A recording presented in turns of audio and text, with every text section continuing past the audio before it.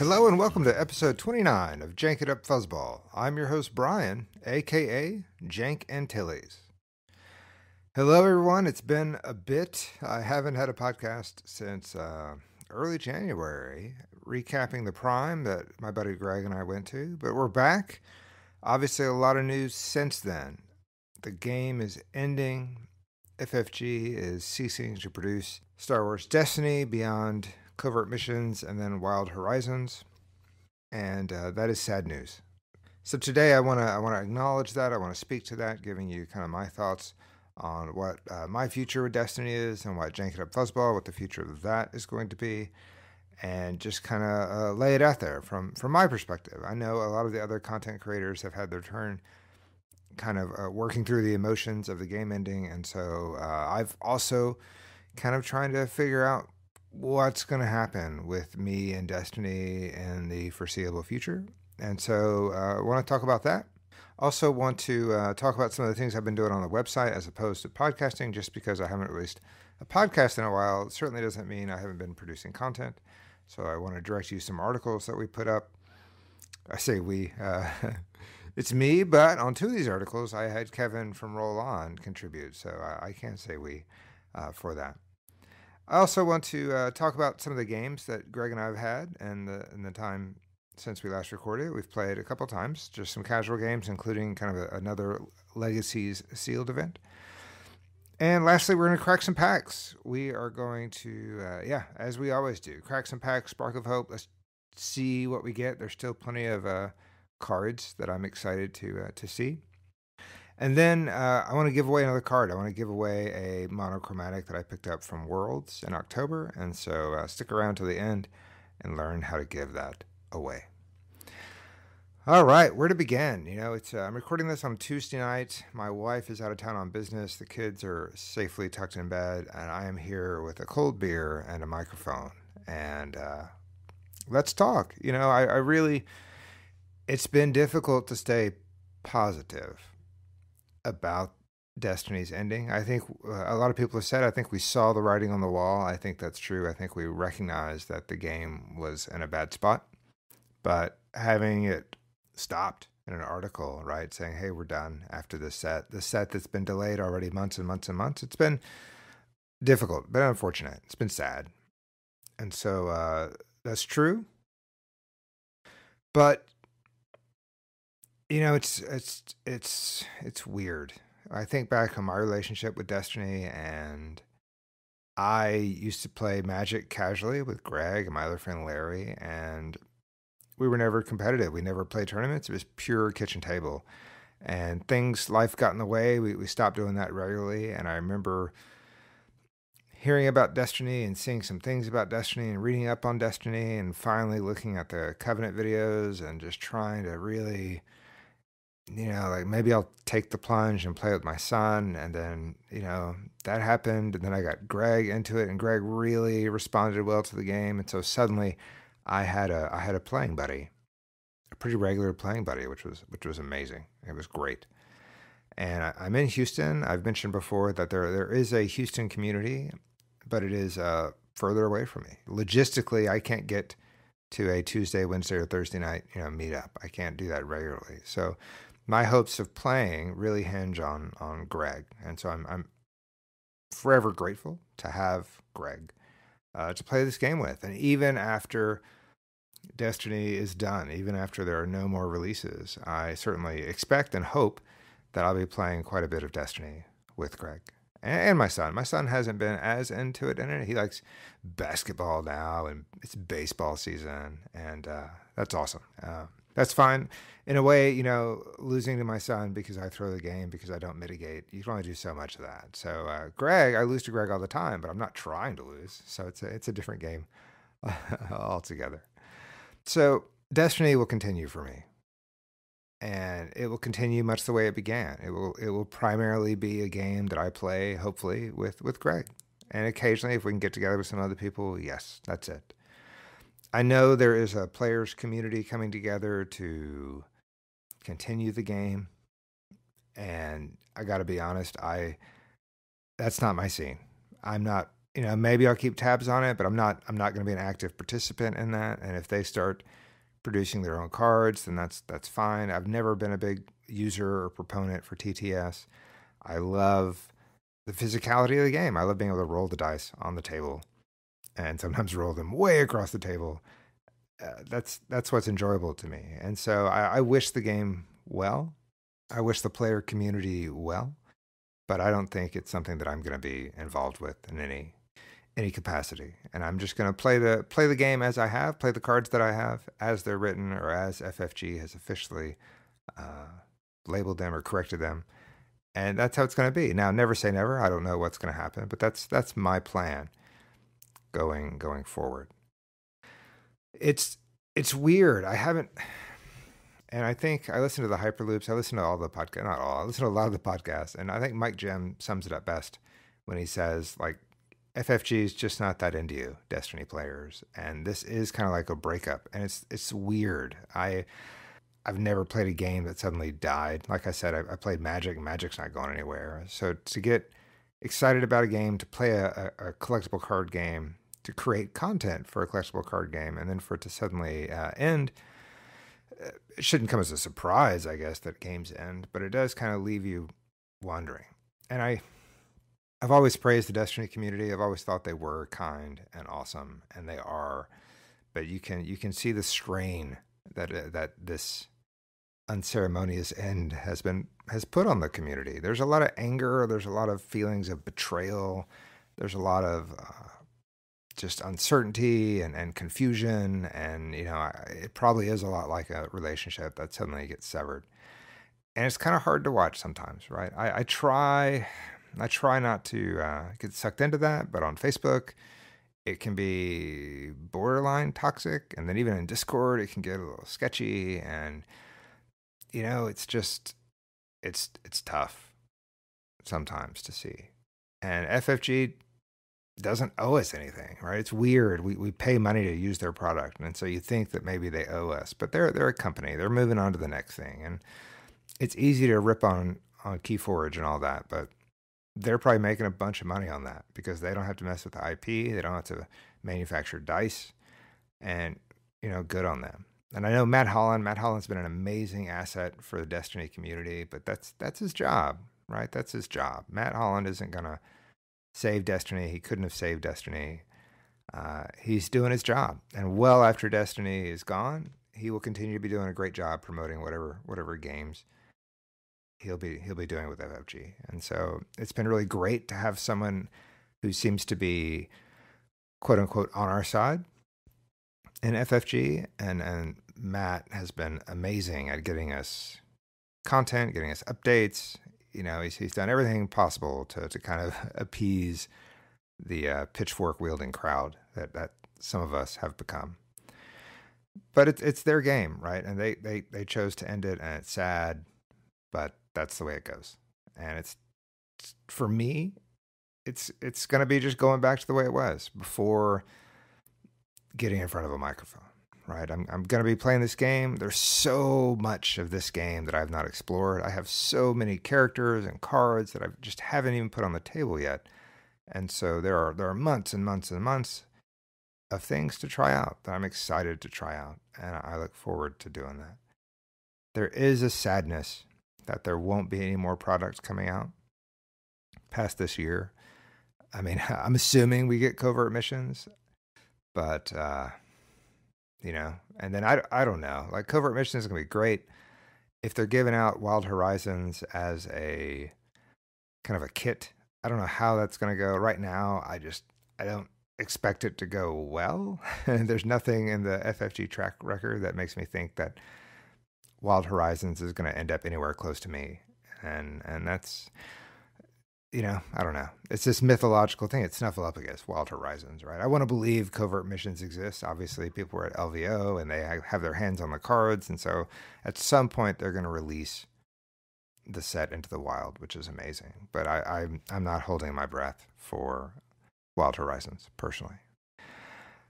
Worlds, it's weird. They said, hey, the game's ending, but starting tomorrow, you can buy a ticket to go to Worlds, and that's going to be in May. And I was like, oh, let's do it. Worlds if you've listened to this podcast, Worlds was such an amazing experience for me in October, and it was the best of the best. And so I jumped on it. I bought a ticket for this year. I've secured my flight. I have a couch to sleep on with a bunch of the Houston crew, so that's awesome. But the longer this goes without covert missions, the more angry I get. Right? It's the breakup. I'm just frustrated. And so why do I want to spend my money to go into my ex's backyard and celebrate and continually to give my ex money, even though she's totally not into me, right? I don't know. However, the case is made that, hey, you're not going there to support FFG. You're going there to celebrate the community, and that's true. There are people that I would love to sit down and roll dice with, and that is what keeps me going. That is what keeps me interested in going to Worlds, because there's another side of me that just wants to stick it to FFG, right? Why do I want to give them any more money in a game that's dying? But it's not about FFG. It's about the community. It's about the people that I've met, either virtually or through things like Worlds and through Primes and the Houston scene. It's about having a chance to interact with them one more time. So it's been a good day. I'm in a good mood. I wasn't sure how this podcast was going to go, but as you'll hear a little bit later, some really nice things have happened today that are they get me excited. They've kind of renewed my faith in the community and how great it is, and it makes me want to go to Minnesota one last time and roll some dice. Right? I'm totally going to play some jank. I'm going to roll some dice. I'm going to have some fun, and we're going to go out in style. What's up for Jank It Up Fuzzball? Let me tell you what we've done. I say we, but let me tell you what I've done, and as I mentioned, with the assistance of Kevin from Roll On. This year, we've released 5 articles. It's a series called Well, That's Uncommon, and it's looked at 5 of the uncommon cards of covert missions. And it's some articles on the website that just talk about some crazy kitchen table-esque kind of strategies or ways to play with these cards. And so without looking at it, let me think if I got them all. But one was TIE Pilot. That was the first one that I did. And then Kevin from Roll On and I teamed up for looking at Rule of Two, which is a plot, the Sith-based plot. And then I did a red event called Sneak Attack, which is all about getting vehicles quickly onto the board. And then Kevin returned and bailed us out because I was really starting to get in the, I don't know. I just wasn't sure if I wanted to keep producing content. And Kevin was like, hey, I have a uncommon I want to write about. And I'm like, you write it, I'll post it. And within a few days, not even that, Kevin wrote about a Vengeful Wookiee. So that was up there. And lastly, just this past week, I posted an article about Double Agent. So these are all uncommon cards from covert missions. They're just playful takes on what they can do with them, some deck ideas, how they might interact. So please take a look at that. One of my goals for the new year was to write more, and not just on Jank It Up Fuzzball, but just outside of that. Just do more writing, and this was a means to do that. So big shout out to Kevin from Roll On. Thank you for contributing to my website, which is awesome. With his content, he has such a mind for the game. It's really, really awesome. So if you haven't already seen those articles, please go to jankitupfuzzball.com. You can click on articles at the top, or you start scrolling through, you'll see them. There's a category tag for, well, that's uncommon. You can also see them there. So please go out and find them. I'm recording this podcast. I got to be honest. I don't plan on recording another podcast until either Covert Missions is released or Greg plays in the March 7th Prime. That's my opening day of Little League Baseball for my son. So there's approximately a 0% chance I'll be available to play in the Prime, but I know Greg is excited to do that. So if Greg plays in the Prime, I certainly want to have him back on and hear about all his matchups and his performance. And so that'll happen. Or if somehow Covert Missions lands between now and then I'm hoping to get into a box tourney because those are always fun and talk about that. However, if those things don't happen until March or middle of March, then we're going to kind of go dark for a little bit here at Jank It Up Fuzzball. As much as I enjoy doing the content, I don't know. I don't know if people are interested in hearing one person's experience with playing decks, and maybe that's the whole point of the of the podcast from the beginning, right? I think back to like my first few episodes. I was just me building a deck and talking about the merits of that deck and things like that. And that could easily be what this becomes. But we're going to take a pause, take a break from any kind of content creation and just kind of wait for covert missions to come. Past that, like I said, I'm leaning towards going to Worlds, and I will certainly record some episodes and produce some content leading up to Worlds and after Worlds, and we'll see. And I know you're getting this refrain from most content creators. We will see what's meant to be. But I honestly, I wouldn't expect Jank It Up Fuzzball to persist into the fall. I think it's going to reach its own lifespan into the summer, and then I will continue to play the game.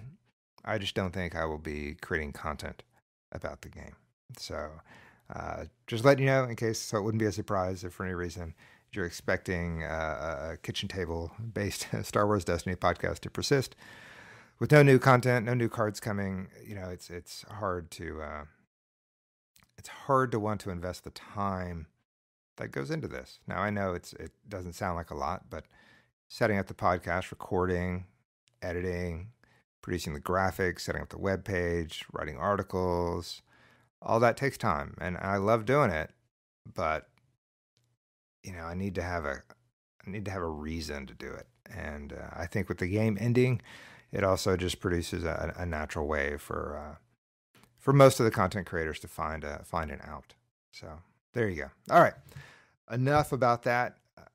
But I wanted to address that. Obviously, you can hear that elsewhere on all kinds of podcasts that can talk about it. And kudos to the people that are producing content regularly right now. It is tough, right? I get that. But I love seeing Aerobrick Gaming pop up. I love seeing Golden Dice pop up. I love seeing Roll On. Roll On this week had Mr. Chip from Discard to Reroll. It's a great episode. Please check that out. Those two, both those podcasts really have meant a lot to me in podcasting, as has Golden Dice. So thank you to those guys.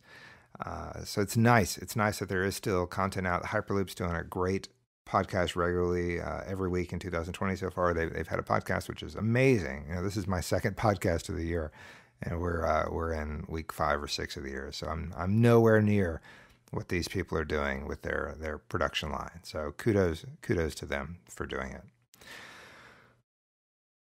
All right, I think I've talked about most of the stuff that I wanted to talk about. I have one more thing. Wow, I keep forgetting. I created a Discord. Can you imagine? The game is ending. What should I do? Let's create a Jank It Up Fuzzball Discord channel. I know. I don't why, but here's the reason. With the game ending, I think you're going to have people like myself or maybe some other casual players that are going to want to be filling out their collection. And I have some extras, and maybe you have some extras, and maybe we can kind of find a network of people that just want to fill out their collection. And my gut reaction to creating a Discord was to say, hey, let's find some other kitchen table players, some casual players, and create a space on Discord where people can just say, hey, I'm looking for this. Do you have any of that? What are we going to do? So I have that. I will have a link to the Discord, an invitation, I guess, posted in the show notes and also posted on the website if you want to hop on in and join. It's not a heavily active Discord, but it'll just be a place where if you're looking for something in particular, there are a lot of there's already a small number of people in there. Maybe they haven't. My goal is going to be to try to get my extras into the hands of people that want them.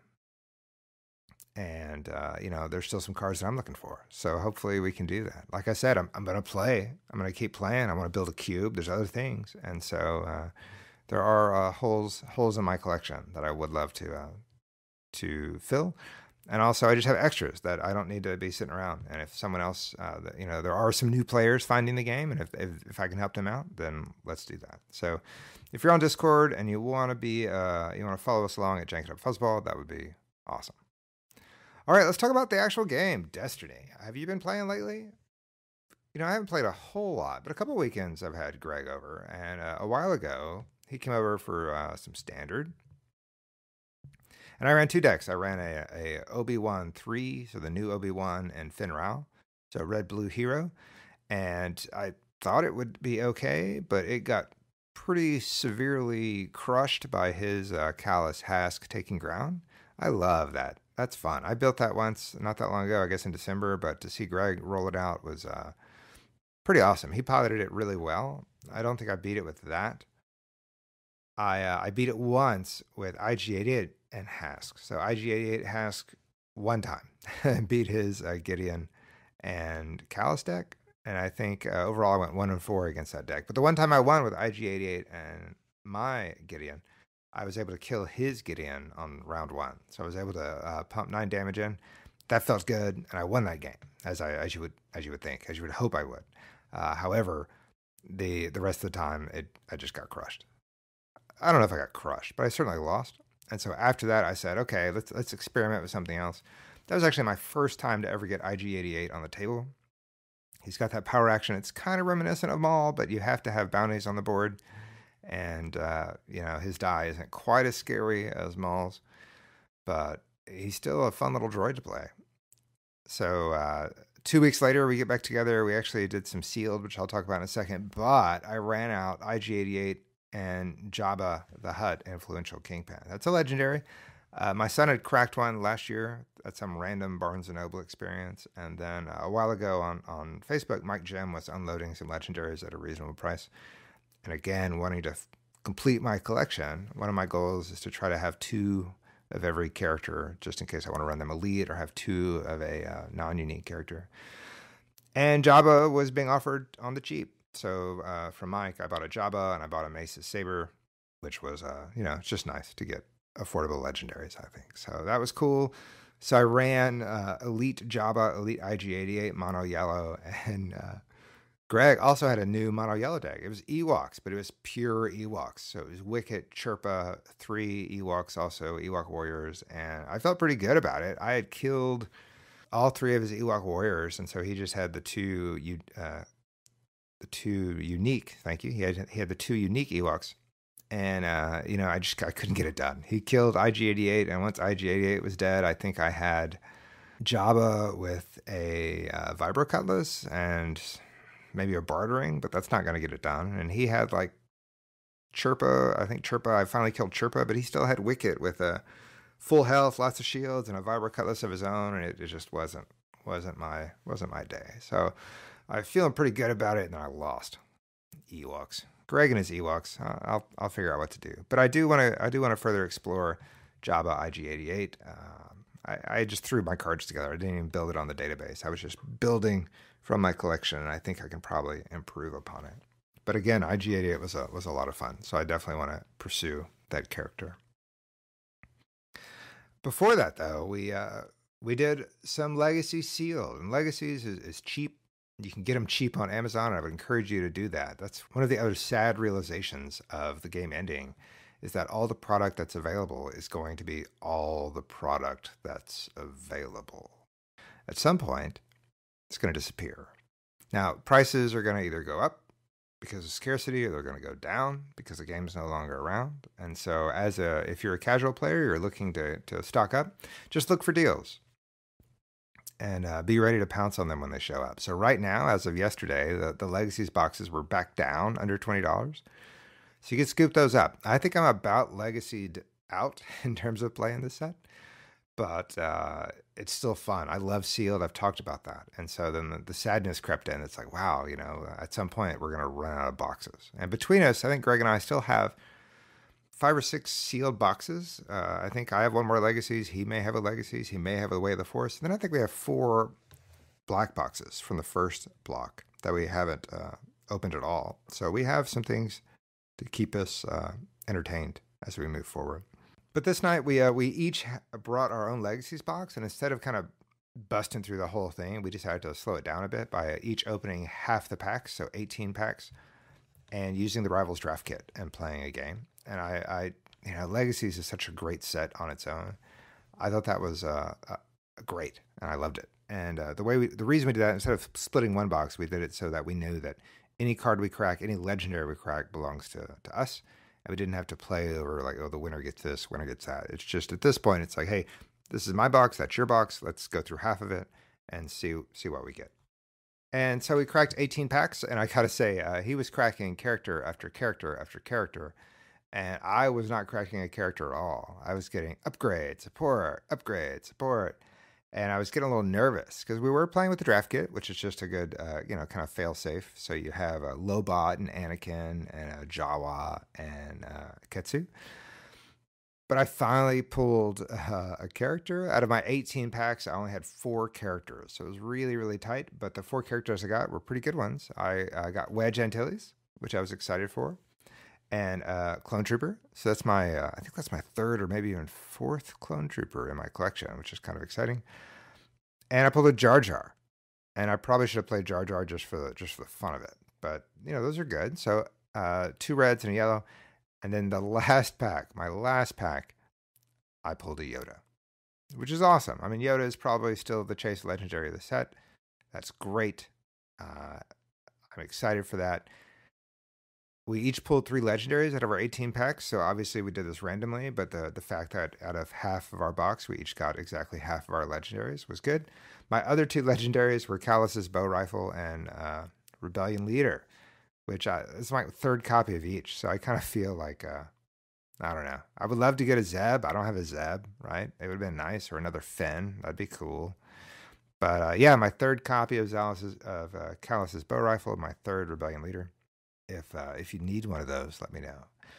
But Yoda was good. So I said, well, I got Yoda, I got Wedge, I got like one of each of the big vehicles just through my other dice. So I had an ETA Interceptor, which is the Jedi, the blue vehicle. I had a modified Hawk, which is gray, and then I had a Resistance Bomber, which is red. And of course, in the Rivals kit, you also get the Fang Fighter. So Wedge, his power action lets you turn a vehicle to any side. He seemed like a pretty logical choice.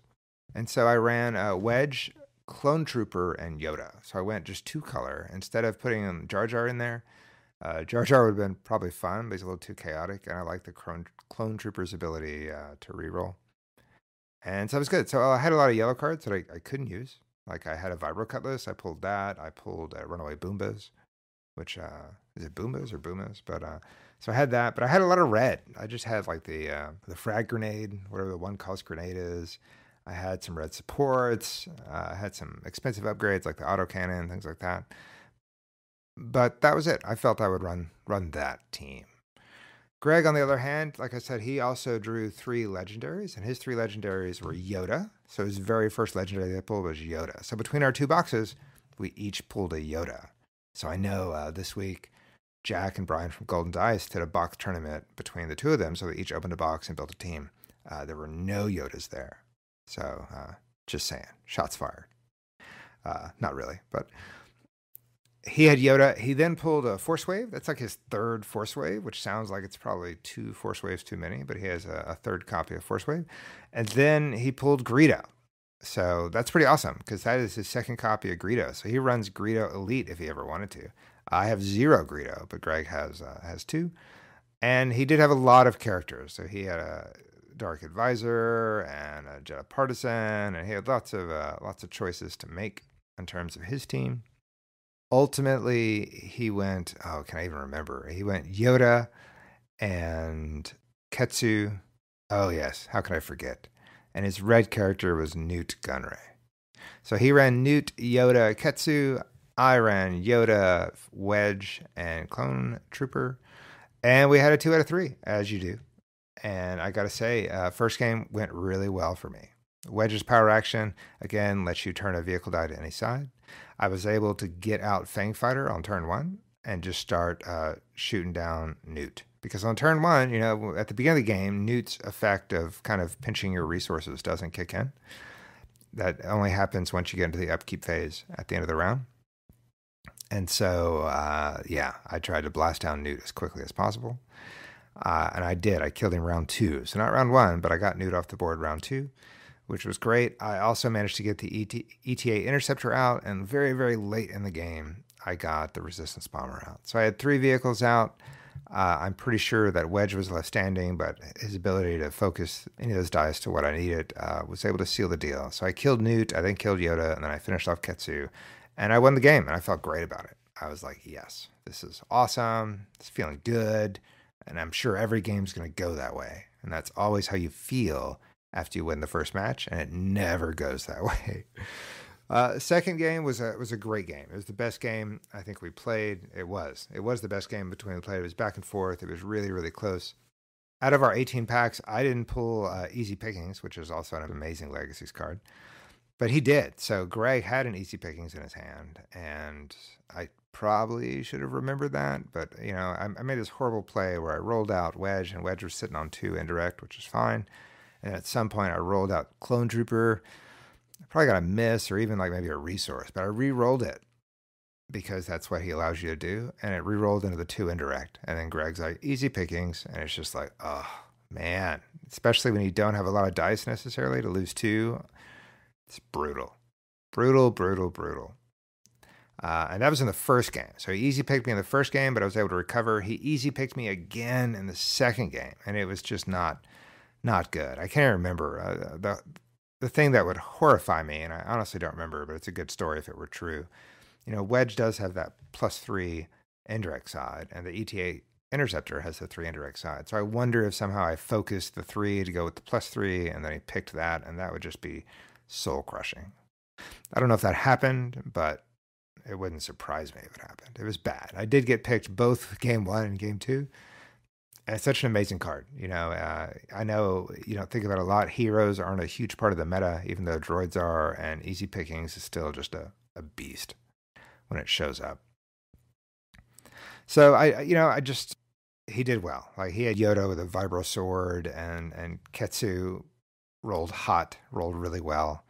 It was just a tough game. It got really close to the end. I think we were both almost out of cards, and he was able to close the deal. He won a very, very tight game.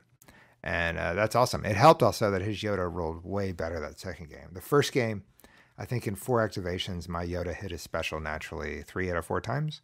And I think Greg hit it naturally like once out of 4 times. So he was always rolling something that he really didn't want, and he'd have to pitch to try to reroll Yoda into that special. But it wasn't an issue. So second game, he won. So we not sleeve up, but we just shuffle up and get ready for the third game. And man, I mulliganed to try to get something. I couldn't get anything. And I played the Bespin Wingguard. And this is how bad my round 1 was, because I paid 1 resource for the Bespin Wingguard. And then I actually paid money to just mill a card from his hand using that. So both my resources in round 1 went to getting rid of 1 card. That tells you pretty much how it went. And at that point, I couldn't kill Newt.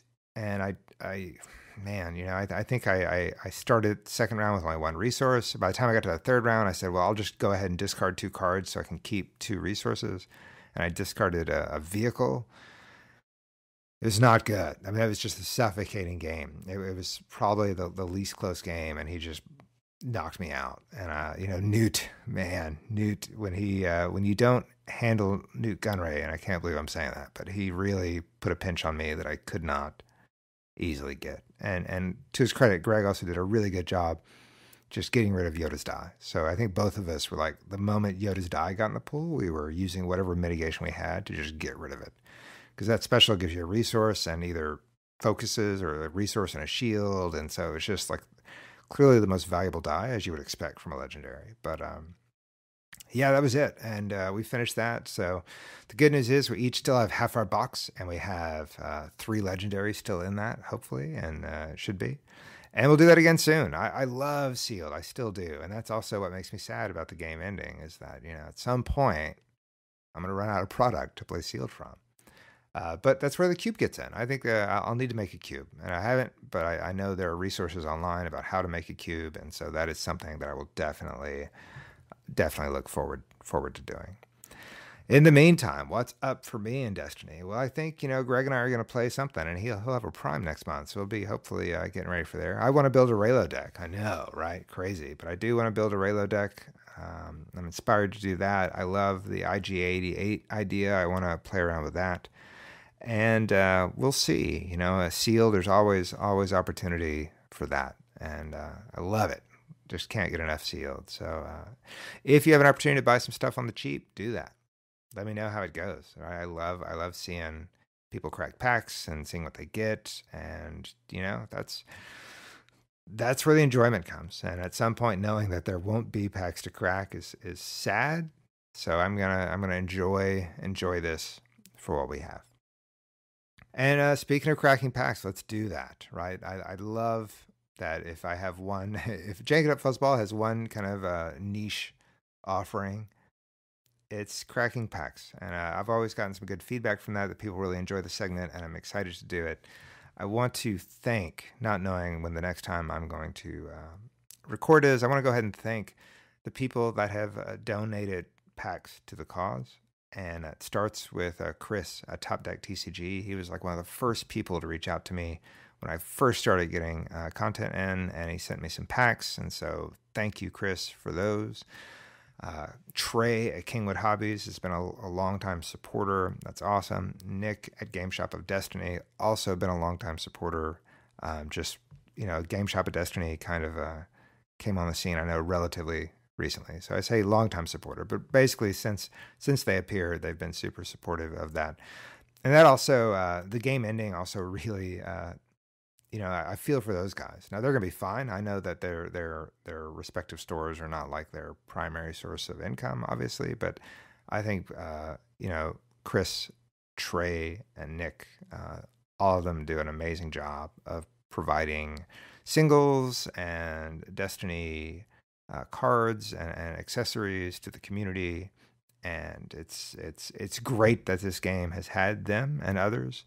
And I know it's unfortunate that the game is ending, but I wanted to single those out. Also, Entourage Gaming gave me a pack to open, so thank you very much for that. And I've got a new pack from a new person that I want to open tonight as well. Tonight is going to be special. I know I've kind of my rules have changed over the course of the time. I once did 1 pack an episode, and now I've been doing 2 packs an episode. And tonight I'm going to do 3 packs. But you know what? Who's going to tell me otherwise, right? The game's dead. So I can do what I want. And so we're going to do 3 packs. One is going to be from Kingwood Hobbies. These are packs that they provided a while ago. One is going to be from Game Shop of Destiny. And then one arrived just today. So I don't know if that's a serendipity or what, but I want to tell a quick story about a listener, and is now also a podcaster, and her name is Claire Walker. And Claire reached out to me a while ago because she emailed me at jankitupfuzzball@gmail.com and said, hey, I'm a listener. I'm also a mall player. And I'm going to start a podcast with my daughter. And I was like, okay. And she said, do you have any recommendations? So I told her all the stuff I know. And again, I've podcasted before Jank It Up Fuzzball, so I've had some experience with it. I told her just, what I knew and on the ropes and try to give her recommendations. And that's awesome. Claire is a mall player. So she has played mall at a couple of primes, and she's been on some videos for the Loth Wolf Pack. So those content creators there, shout out to those guys. They do great work as well. And I thought that was great. So we bonded over Maul. She plays primarily Red Maul, or at least she has played some Red Maul. And we talked about strategies for Maul. But her and her daughter, Hannah, who is, and when she told me I'm recording my daughter, I just assumed that her daughter is like my daughter, like 12 years old, right? And, but no, Hannah's an adult daughter, which is great. Hannah is, everyone in the family sounds creative. Hannah, I know, judging from the podcast, is in theater and an artist. And it's a great little podcast called Splankniks. And I'm going to explain what that is. It may not be your cup of tea, but it's again, as someone who's creative myself, as a fine artist and what I like to think is a creative person, it's interesting. So Splankniks stands for the Society for the Preservation of Literature, the Arts, Numinosity, Culture, Humor, Nerdiness, Inspiration, Creativity, and Storytelling. So that's Splankniks. And it's hosted by Claire and her daughter, Hannah. There are 6 episodes in, and I will say they're about 30, 35 minutes maybe or so, and they just usually pick up a topic that deals with either storytelling or visual arts or reading or literature or music. The latest episode was about like the idea of silent films. The first episode was about Tolkien. And after listening to the first episode, it actually inspired me to, for our family movie night, shortly thereafter, we watched the first of Peter Jackson's The Hobbit, which I had never seen. So that was really, really exciting. So It is not a Destiny podcast. It is not necessarily a gaming podcast. But Claire, as a host, she is into Destiny. She even speaks on one of the episodes about spending her weekend watching the stream from some of these big events, which is really, really great. And I bring this up because I love Splankniks so much. I enjoyed it so much. I wanted to say thank you. And I just sent Claire some of my alt art and some power action tokens just as a way of saying, hey, I appreciate what you're doing. Thanks for that. And then today I got a care package in return. Super sweet. Claire, thank you so much. But it's just, I guess she played in a Prime on the 25th and she got some swag from the Prime. So she just sent it to me as a gift. She actually had some other things that she picked up for my kids, just little knickknacks and things about Star Wars. And she included those, which is super nice and generous. And she also included a couple of sealed packs of cards. And so I thought, this is a sign, right? I mean, I'm going to record tonight, and in the mail today arrives a sealed pack of Spark of Hope. So tonight we're going to have packs from Kingwood Hobbies, from Game Shop at Destiny, and we're going to go ahead and say Splankniks from Claire Walker. And Claire, just speaking directly to you, thank you. You know, it's been tough with the cancellation of the game and trying to stay positive about it, and getting your little care package really put my mind in the right place, in the best place. And I just want to say thank you. It came at the right time, and it really reinforced why I do this at all, or at least why I continue to do it. And it's because of the community. And so it's just a great, very immediate reminder of that. All right, so let's open these packs, shall we? We're going to start with Game Shop of Destiny, I believe. So here we go. It's the podcast is winding down at some point. We don't know exactly what episode we'll end on, but so far we've cracked a lot of packs. We've had one legendary, and that came from Game Shop of Destiny. That was Yoda's lightsaber. So thank you for that. Is it possible that we'll crack another legendary before our run is through? I certainly hope so, but there's no way to be sure. But let's see. These are all Spark of Hope. This is Game Shop of Destiny. All right, it is a red dice. And let me skip to the back here. And it is Cultural Records. It is a 2-cost villain red support. After a player plays a copy of a card set aside by the support, you may gain 1 resource or remove a die. It has a special. Well, let me go through the die sides, I suppose. The die reads 1 focus, 2 focus, 1 resource, special blank. And the special reads, look at an opponent's hand and set a card from it aside. Gain 1 action. So I've only seen this in action once. It was when I played Tim Bunn during Worlds. He had this in his deck, and it was constantly like, what does this do? What am I doing? So yes, Cultural Records got a great artwork of Thrawn, looking at some of his artifacts that he has stolen or claimed or won, however you want to look at that. But 2-cost red villain support, so that's good. Let's skip to the uncommon. All right, it is Possessed, a 3-cost blue downgrade curse. It is a villain.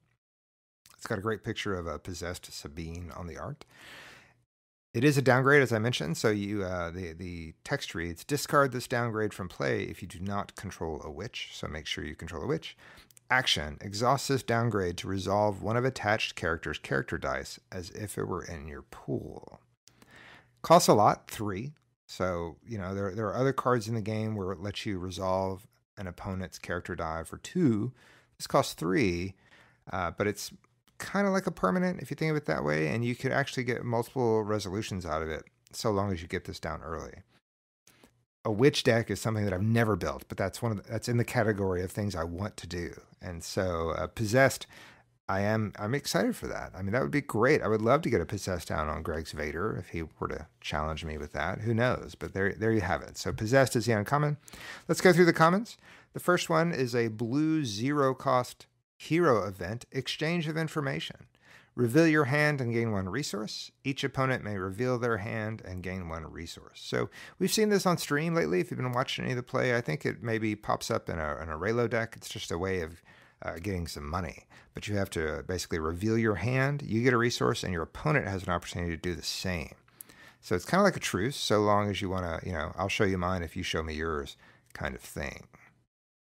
Next up is a red event. It is neutral. It is 1 cost. It is off the sensors. So you spot a red character to choose 1. You have 3 options. Resolve 1 of your dice, increasing its value by 1, or activate 2 of your characters or supports, or remove a scoundrel die. So there you go. I thought about trying to put this in like when I did Callous Hask, but I was also running military camp, so you kind of get the advantage of activating them off that. So I don't know. It's 1 cost. It does have flexibility, and I think flexibility is good. It's an amazing sealed card, I will tell you that. But are you going to build around it? Maybe. It is neutral, so it could go in either a hero trooper deck or a villain trooper deck, perhaps. And then lastly, a yellow event. It is Ewok Ambush. So it is a 0 cost yellow hero event. It has Ambush. It says activate 1 of your non-elite characters or up to 3 of your Ewok characters. So there you go. So you can activate a non-elite character or up to 3 of your Ewok characters, and it gives you Ambush. So it doesn't have to go in an Ewok deck. Certainly it could, and it has some advantage there.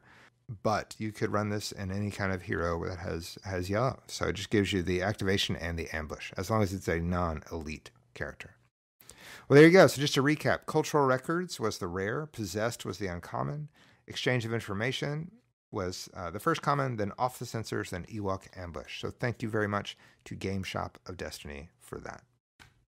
Next up, we're going to do Kingwood Hobbies. Here we go. Let's see what we got. Ha! Oh, man. If we're going to go out, we're going to go out like this. Cultural Records. It is a 2-cost red villain support. After a player plays a copy of the card. So, okay, I just read this card. This is the second copy of Cultural Records. It came from Kingwood Hobbies. Thank you very much. So now I have suddenly a playset from tonight of Cultural Records. That's awesome. Let's jump to the uncommon. This is nice. It's a youngling. So there you go. It is a diceless character. It is a 4 health, 4 point cost character apprentice. Include only if you have a Jedi on your team. The power action, play a blue upgrade from your hand onto this character, decreasing its cost by 1. So that's awesome. I have not built a deck with a youngling, but I have a couple of plans on the DB. I was kind of experimenting with that. I really want to get Old Man Luke out there, and maybe the youngling works with that. So I'm excited for that. Always good to get some of these diceless characters, so thank you for that. Let's review the commons. First up, we have Dark Reflections, a 2-cost neutral event. Turn a die to a side showing a value of 1 or more. Then turn up to 2 other dice to sides showing the same symbol and value as that die. So let's read that again. It's a neutral, but you spend 2 resources. You can turn a die to a side showing a value of 1 or more. Then turn up to 2 other dice to sides showing the same symbol and value as that die. It's a blue card, because I immediately think about playing things like Hask or an IG-88, where it's like, man, it'd be amazing just to roll everything to the 2 guns. But this is a blue card, so you're looking at maybe sticks or something along those lines. You're spending a lot of money for it. But turn a dice to a side showing a value of 1 or more, and then turn up to 2 other dice to sides showing the same symbol and value as that die. So you can't turn it to specials, but you can turn it to something else. That's interesting. I haven't put it in a deck, but I may, because at this point, why not? Next up is Hull Breach. It is a red neutral card, has a picture of a stormtrooper on it. It is 1 cost. Remove 1 of your dice showing damage to either discard a support from play that costs equal to or less than the value showing on the removed die, or deal that much indirect damage to an opponent. Okay, so let's talk about that. You can remove 1 of your dice showing damage, and then you get to either discard a support from play that costs equal to or less than the value showing on the removed dice. Okay, that seems like a practical use. Or you can deal that much indirect damage to an opponent. So it's kind of weird. Like at first, if you think, well, this is 2x, let me just use this card to turn that into indirect. Well, that doesn't make sense. However, if you have a damage with a pay side, or you have a modifier that's sitting out there that you don't want to do, I guess even the damage with the pay side doesn't make sense, because if you have the 1 money to pay for this card, you'd probably pay for that. But let's say like this past weekend, I had Wedge on his +3 indirect, and I had nothing to resolve it with. I could have played Hull Breach, then I could have removed it and dealt 3 indirect. So basically, I could have paid 1 to turn that modified side to a pay side, essentially, and done that. So that's Hull Breach. Lastly, 2-cost yellow neutral event, Disassemble. Discard a diceless support, upgrade, or downgrade from play. So this costs 2. It's a lot. But you get to discard a diceless support, upgrade, or downgrade from play. So, that can get rid of a mod. That can get rid of, it really just depends. I wrote my last article on, well, that's uncommon, was Double Agent, which is a diceless support, which is interesting. So would you pay 2 to get rid of it when you could actually just CM it for 1, I guess? I don't know. All right, so there we go. Let's recap. Cultural Records, I can't believe it, really. And you know what? Here's the tragedy of this is that I'm a very visual person. I take pride in the way the site looks, and I love my Cracked Packs page. And now I'm just annoyed that I'm going to have 2 Cultural Records thumbnail forever side by side. These are the things I stress about as a designer. But that's it. I'm honest. I like to have authenticity in the process. And so, hey, that's fine. Cultural Records from both Game Shop, Destiny, and Kingwood Hobbies. So Cultural Records was the rare. Youngling is the uncommon, and then the 3 common cards were Dark Reflections, Hull Breach, and Disassemble. All right, Claire, no pressure, but if this pack has Cultural Records, this will be the last episode of Jank It Up Fuzzball. I'm just going to go out, I'm going to yell Yahtzee, and we'll be done. We'll just concede, and we'll be all out. So no pressure, Claire, but please don't be Cultural Records. I'm kidding, but let's see what we got. The dice is red. I haven't seen it, but oh my gosh, people, it's red. We're close to it. Here we go. Let's see it. I'm going to pull it out, and it's not Cultural Records, but it's it's a card. Let's see what it is. It is the GH7 Droid. It is a red hero support, 2-cost support. It is its die reads 2 focus, 1 shield, 1 money, special, so no blanks. It is a droid support. Its special reads heal 1 damage from a character and discard a downgrade on it. It's a hero, we mentioned that, and it is a droid. So it's a 2-cost support. It doesn't do you any damage, but it can't get you money, it can't get you a shield. It has that sexy 2 focus side, and it can do some healing. So if you're in a downgrade heavy meta, I suppose that could be potentially good. So the GH7 Droid. So awesome. Let's take a look at the uncommon. Ooh, speaking of downgrades, Refusal. It is a 1-cost hero downgrade. It says damage symbols on attached characters' character dice are resource symbols instead. After attached character is dealt damage, discard this downgrade. So interesting. You can take someone like Vader and take all their, take their beat stick and just make it a big money maker, right? Until they take damage. Now, one thing to keep in mind is that you can deal your own character's damage. You just can't do indirect damage. But if you have a ranged or a melee side on one of your characters, you can deal it into your own character. So if you wanted to, if this was on a character and you wanted to get rid of it, you could assign some damage to your own character, just not indirect. So Refusal, one of the rare hero downgrades is there. Okay, let's look at the commons. We have Exchange of Information. There we go. We had that earlier, but it's a 0-cost hero event. You show me yours, I'll show you mine. We'll each get a resource, right? So there you go. Next up is Bounty Hunter Mask. Upgrade equipment. It is a 0-cost neutral.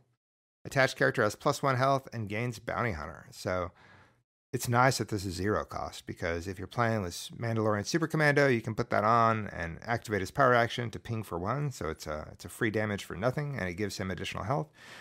You can also use this on if you're lucky enough to have a new Jango Fett. I think you get money back for playing this, so that's useful. The last card of our 3-pack extravaganza tonight is Chain Lightning. It is a 1-cost red neutral event. It says deal 1 damage to a character, then you may spend 1 resource to deal 2 damage to another character that shares a subtype with that character. So there you go. Deal 1 damage to a character, then you may spend 1 resource to deal 2 damage to another character that shares a subtype with that character. I don't have any Order 66. Try to say that. Order 66s. I don't have those anymore. The actual card or the execute Order 66, but I know that's popped up on a couple of decks that have done well in tournaments. So I'm wondering, like this would be nice with that, because it guarantees that all your opponent's characters are Jedi. And then it's like, hey, let's go to town on Chain Lightning. Now, it doesn't give you the money. It would cost you'd spend 2 to deal 3, as opposed to, saving your money for Execute Order 66. But just trying to find a way that you could maximize that. If they're playing 2 characters or 2 or 3 characters that don't share any subtypes, then it's kind of a dead card unless you can force the subtype issue on them. So, Claire, thank you. Let's review. GH7 Droid. It's a hero droid support for 2. So, wow, all 3 of my cards, all 3 of my rares were red supports. They all cost 2. And then Refusal is the uncommon. That is a hero downgrade. And then the 3 common cards were Exchange of Information, Bounty Hunter Mask, and Chain Lightning. I am super appreciative to Claire and to Trey and to Nick from Game Shop at Destiny for their support and for their gifts to the podcast. I know, Claire, I don't, there was nothing in your note that said that this was to be cracked on the show, but I thought it just made sense because it's fun to do, and so thank you for that. She also included a Legacies pack, so I don't know. I'm gonna let my son open that one up and see what he gets. He'll be excited for that. But thank you for donating the packs. It is an exciting part for me, cracking and going through the cards. I think it's a unique aspect to what Jank It Up Fuzzball delivers, and I'm appreciative of that. I want to make sure that comes through. I had such a great time last year giving away cards at the end of these episodes that I wanted to get back on that train. And Claire, and as part of a tribute to you and as part of a tribute to my own success at Worlds, I want to give away this monochromatic Maul Skilled Duelist card that I brought back from Worlds. So it is not foil, but it is the monochromatic. It's super nice. It's blue of Maul Skilled Duelist. And here's how you can enter. You can reply, you can send me an email at jankitupfuzzball@gmail.com, or you can reply to anywhere you see this episode 29, posted around social media. But here's what I want you to do, right? So answer this question, and then you'll be entered in a random drawing. So I don't judge the answers, but that's your way of entering. Give me a pairing for Maul that is blue. It does not have to use Power of 2, but what character that's blue villain, obviously, or neutral, I suppose, would you pair with Skilled Duelist? Now, ideally, I'm thinking you'd want Maul Elite, but if you have a better plan of running him single die with some other blue character, what would it be? I'm curious. I've always wanted to try to do that because the big conversation is always like yellow Maul or red Maul, and I understand that both those have their advantages. But let's say you had to run blue. Now, you'd have access to gray cards, so it's not like it's Raylo. But let's say you wanted to run a mono blue deck in terms of a character pairing with Maul Skilled Duelist. I'm curious. I have my own thoughts, but I'll keep those to myself. But I'm curious to see what you might come up with. So today is, I don't know, February 5th maybe. So let's say by Valentine's Day, at the end of next week, I will announce a winner and I'll mail this card out. So yeah, please enter your thoughts. I'd love to know what you would do with the Maul Skilled Duelist and a blue partner. How would that work out? And I would love to send a lucky winner this monochromatic card for you. It's just a way of saying thanks for listening and thanks for participating. And like I said, just a reminder, I'm going to kind of go dark for a while until Covert Missions comes. Hopefully it won't be too long.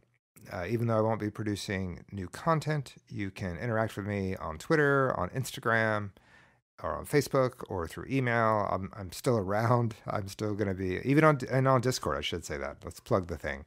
And on Discord, please find me there. I would love to see you there. If you need any Legacies cards, if you're somehow missing that little villain 1-cost gray droid, I've got the hookup. I can fill some of your needs if you're somehow short on Legacies. Of course, it might be better for you just to go ahead and spend the $20 and Amazon yourself a box. Who knows? I'd love to know what 6 legendaries you get. And if it's not a rebellion leader and you're really wanting one, then also just let me know. I've got the hookup, and if I don't have it, Mr. Chip of Discard to Reroll, I bet he can give you the hookup for sure. All right.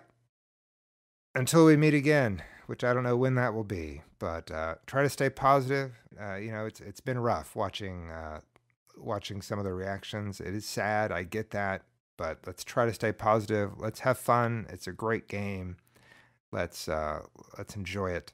And as I've always said, please play some jank, roll some dice, have some fun. Thank you so much. We will talk just as soon as we've got some covert missions to get on the table. Have a great one.